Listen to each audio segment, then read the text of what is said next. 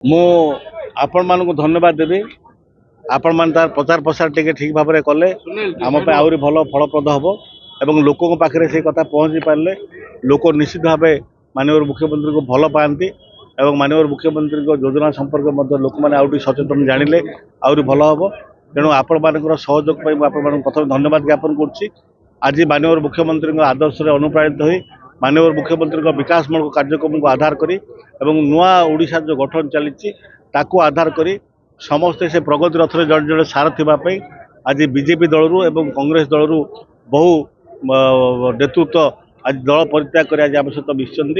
कांग्रेस दल जड़े वरिष्ठ नेता एवं पुराणा नेता आमर प्रमोद दास एवं रंगेरुटा ब्लॉक तीन चारोटी पंचायत रु आमर बहुत कर्मी आज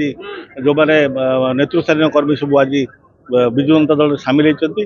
निश्चित भाव एम मिश्रण में विजु जनता दल आहरी शक्तिशाली हम और आगामी निर्वाचन चलित निर्वाचन साधारण निर्वाचन होगापी जाऊँगी ये निर्वाचन में एक पाखिया भाव फलाफल हम और आपण मैंने आज देखिथे आज जो भाव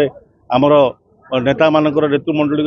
नवीन सेना जो भाव रणहंकार नवीन सेना जो भाव आत्मविश्वास से परिलक्षित होती आसंता निर्वाचन में उभय सांसद एवं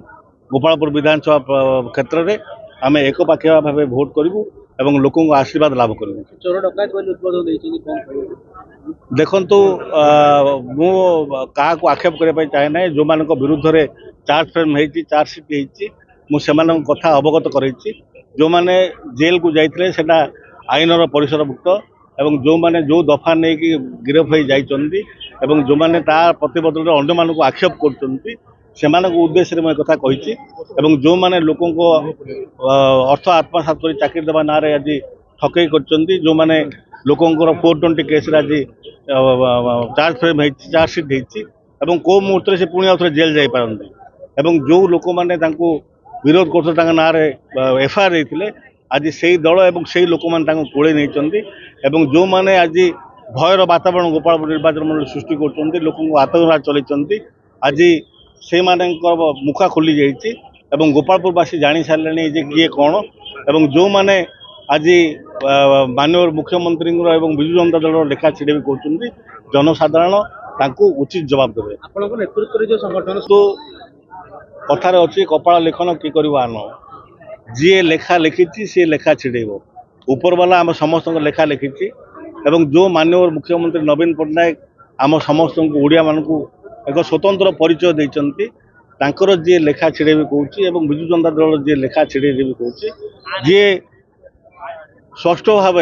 लोक मानकर दिवालोक षष्ठ दिवालोक लोक मानकर अर्थ आत्मसात कर लोक मान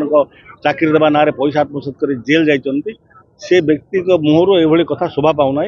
सहित जोड़ी होता आउ जन व्यक्ति जी अन्य को खाली भाषण देले आक्षेप करवा छड़ा पाखे आउ कुछ इश्यू ना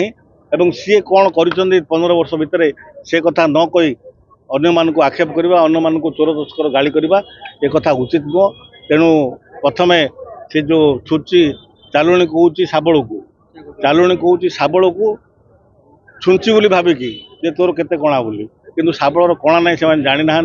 शाबल बिना कणारे लड़ाई कर शाबल खोली खोली जीव से देखी देखी रहीकि